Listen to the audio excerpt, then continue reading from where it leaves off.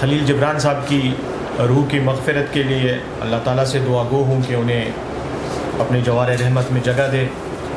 اور ان کے پسماندگان کو صبر کی توفیق عطا فرمائے۔ انتہائی افسوسناک واقعہ ہے اور دکھ کی بات یہ ہے کہ میں آج ایک ایسے موقع پر آ رہا ہوں جب ہم سب غمزدہ ہیں اور ایک ظلم ہوا ہے، زیادتی ہوئی ہے۔ اس سے پہلے بھی میں جب لنڈی کوتل آیا تھا، آپ میں سے کئی دوستوں کے ساتھ ملاقات بھی ہوئی تھی۔ مجھے یاد ہے یا جو ہال ہے اس میں جرگہ ہال میں پروگرام ہوا تھا، تو انہی دنوں سے میرا بھی خلیل کے ساتھ ایک تعلق اور رابطہ رہتا تھا، میسیجز پر، ٹیلی فون پر بات چیت بھی ہوتی تھی۔ مجھے بھی عید کی رات فون ہوتے تھے، عید کی رات کو ہی مجھے ڈی جی صاحب کا فون آیا کہ ایسا واقعہ ہوا ہے، تو یقیناً میرے لیے بھی ایک دکھ کی بات تھی اور افسوس کی بات تھی۔ رات کو کافی لیٹ ہو گیا تھا یہ واقعہ، مجھے تقریباً کوئی 10 بجے کے قریب، 10 ساڑھے 10 11 بجے کے قریب ڈی جی صاحب کی طرف سے اطلاع ملی۔ اس کے بعد اب جہاں تک ان واقعات کا تعلق ہے، جہاں تک سیکیورٹی کا تعلق ہے، ہم سب اس ملک میں رہ رہے ہیں اور ہم سب اس دہشت گردی کا یہ جو مسئلہ ہے،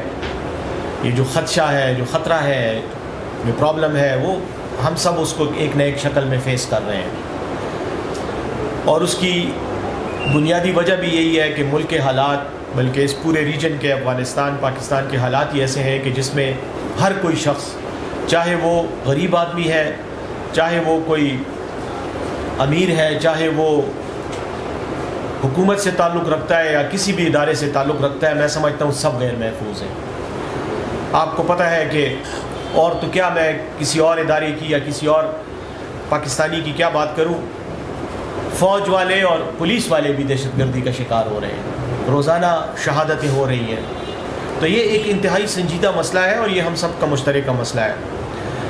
بہرحال بدقسمتی سے چونکہ ہم ایک ایسے دور سے گزر رہے ہیں جب ان تمام مسائل کا سامنا ہمیں خود کرنا پڑ رہا ہے، تو اس طرح کے واقعات میں یقیناً ہمیں سبق بھی ملتا ہے اور ہمیں ایسے واقعات سے سبق حاصل بھی کرنا چاہیے۔ سیکیورٹی کے مسئلے پر یقیناً آپ کے جو تحفظات ہیں جو آپ نے بیان کیے، میں ان سے اتفاق کرتا ہوں، نہیں ہونا چاہیے تھا۔ پہلے تو سیکیورٹی ہونی چاہیے اور اس کے بعد جو ہے ملزمان کی گرفتاری کے لیے بھی کوششیں جو ہیں وہ یقیناً کرنی چاہیے اور مضبوط طریقے سے کرنی چاہیے۔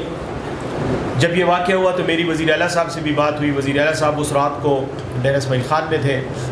انہوں نے بتایا اور یہ بھی کہا کہ میں انشاءاللہ جاؤں گا۔ تو انہوں نے بھی مجھے یہی کہا کہ وہاں ان کو میری طرف سے بھی تسلی دو کہ انشاءاللہ ہم پوری کوشش کریں گے کہ جو بھی ذمہ دار ہیں ان کو نہ صرف پکڑا جائے بلکہ ان کو کیفر کردار تک پہنچایا جائے۔ اور میں آپ سے یہ بھی ریکویسٹ کروں گا، جیسے آپ نے کہا یہ چھوٹا علاقہ ہے اور یہاں پر جب اس طرح کا کوئی واقعہ ہوتا ہے تو عموماً لوگوں کو پتہ ہوتا ہے کہ کون ذمہ دار ہے۔ اگر آپ یہ سمجھتے ہیں کہ کوئی آپ کے ساتھ ادارے آپ کے ساتھ تعاون نہیں کرے تو آپ مجھے براہ راست خود بتائیں کہ یہ لوگ ہیں۔ میں اوپر لیول پر پولیس کے آئی جی صاحب سے، انٹیلیجنس جو ادارے ہیں ان سے،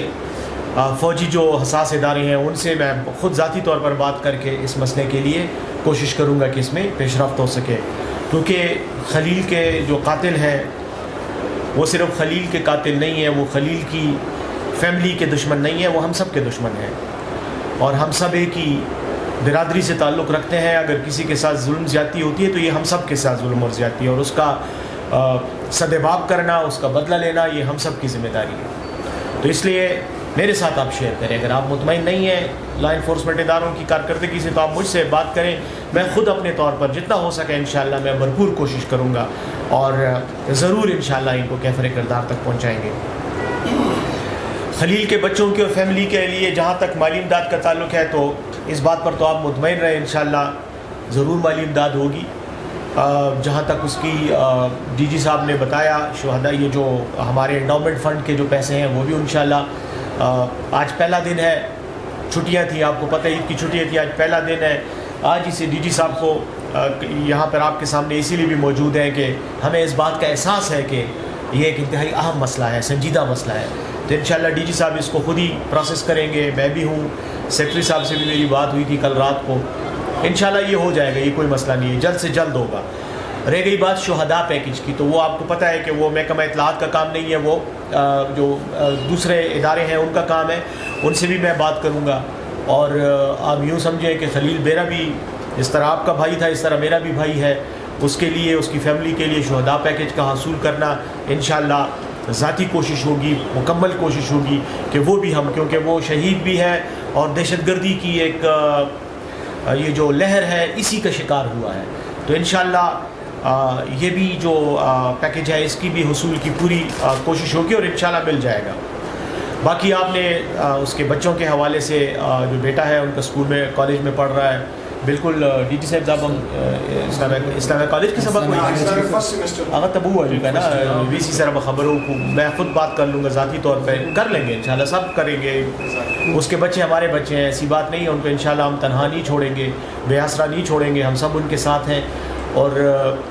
جہاں تک اس اوورال مسئلے کا تعلق ہے، خلیل بدقسمتی سے خلیل پہلا صحافی نہیں ہے جو شہید ہوا، اور افسوس کے ساتھ کہنا پڑتا ہے لیکن خلیل شاید آخری صحافی نہیں ہوگا جو شاید اور بھی اس راستے میں اس طرح ہماری جس طرح ہو رہا ہے معاملہ، اور جب تک یہ مکمل طور پر کنٹرول نہیں ہوتا. لیکن بہرحال ہماری کوشش یہی ہوگی کہ جو بھی ہمارا دوست ہمارا بھائی اس طرح کے کسی حادثے کا شکار ہوتا ہے ہم اس کے ساتھ کھڑے رہیں، اور جو بھی انسان کے بس میں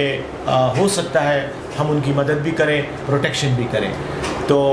اللہ سے یہی دعا ہے کہ وہ دہشت گردی کے اس مسئلے کو اس ملک سے ختم کرے